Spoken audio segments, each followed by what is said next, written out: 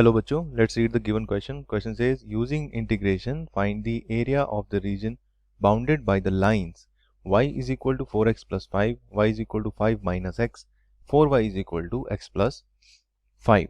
So हमें तीन lines दी गई हैं और हमें इन लाइंस में जो बाउंडेड एरिया है वो फाइंड करना है.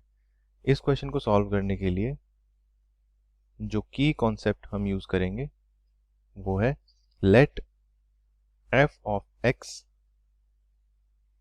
be defined over a closed interval a comma b and let f of x is continuous over a comma b. Then the region or the area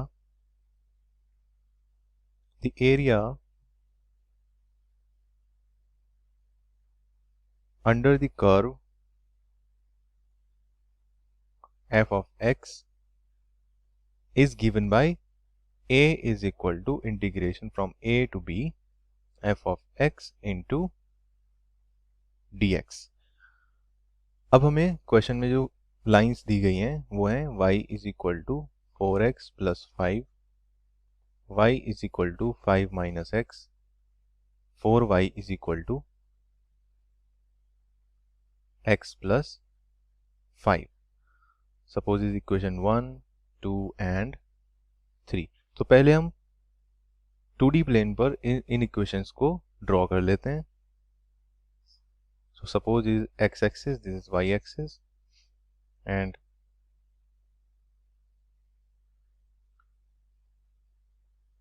this is equation y is equal to 4x plus 5 and this is 4y is equal to x plus 5 and this line is y is equal to 5 minus x. So y is equal to 5 minus x.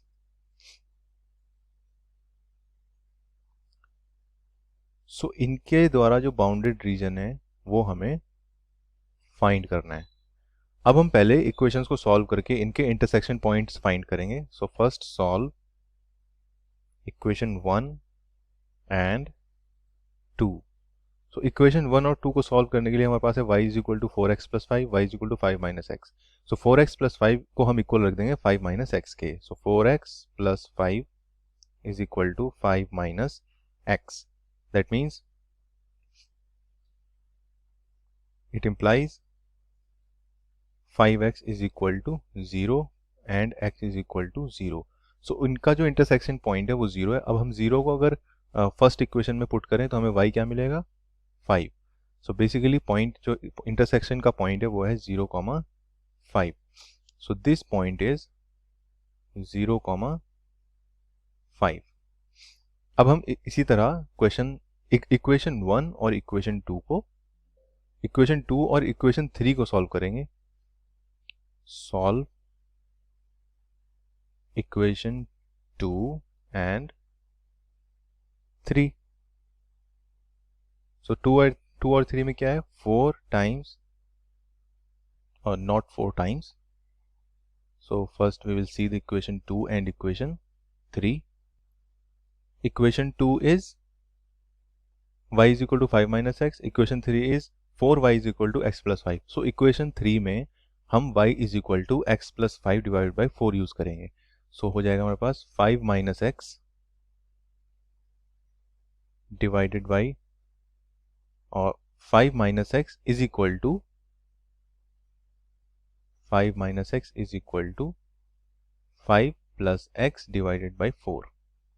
अब जब हम इसको solve करेंगे सो हमें मिलेगा 20 minus 4x is equal to 5 plus x implies 5x divided by 5x is equal to 15 and x is equal to 3.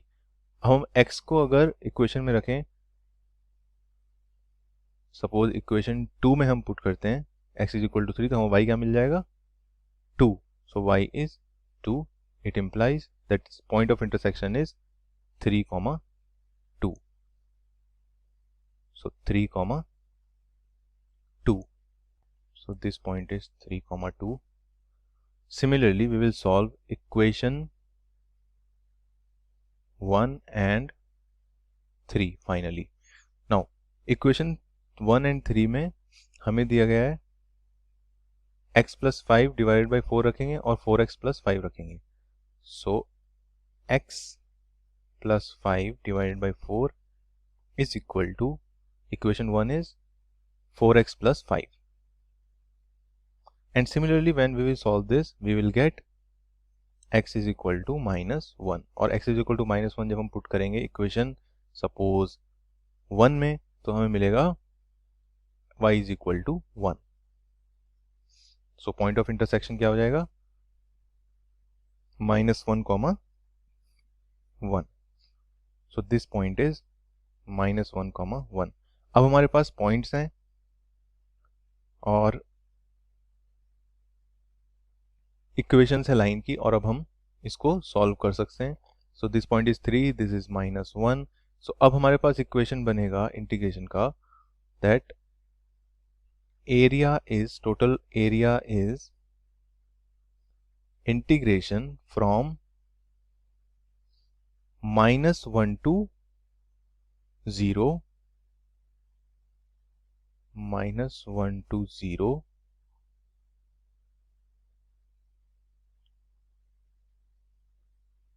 4x plus 5 minus x plus 5 divided by 4 into dx, and plus integration from 0 to, so 0 to 3, or integration of 5 minus x minus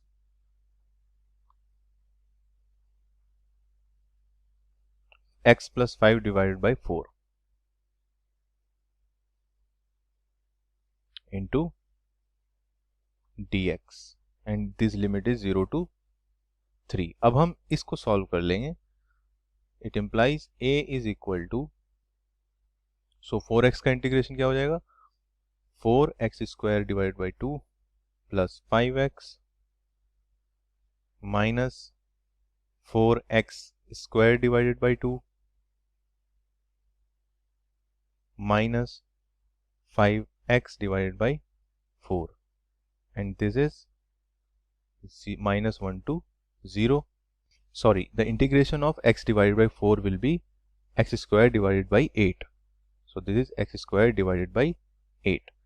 Similarly, plus integration of second term 5x minus x square by 2 minus x divided by 4 का integration x square divided by 8 minus 5x divided by 4, and limit is 0 to 3. अब हम limit put करेंगे. So a is equal to, so first when we will put 0, the entire term will be 0 minus 0 minus 4x square by 2 में minus 1 put करेंगे तो हमें मिलेगा 4 by 2 minus 5 minus 1 upon 8 and plus 5 by 4 plus, अब हम second term में 3 put करते हैं, हमें क्या मिलेगा? 5 into 3 that is 15 minus 9 by 2 minus 9 by 8 minus 15 by 4, and minus, जब हम माइनस में 0 पुट करेंगे so entire term will be 0. again we will have a is equal to 4 by 2 minus 5 minus 1 upon 8 plus 5 by 4 plus 15 minus 9 by 2 minus 9 by 8 and minus 15 upon 4. And when we will add all this, we will get a is equal to 15 by 2 square unit. So we just found the area bounded by these three lines: y is equal to 4x plus 5, y is equal to 5 minus x, and 4y is equal to x plus 5. The area is 15 by 2 unit square. Using this definition of area bounded by a curve. Hope the solution was understandable. Best of luck.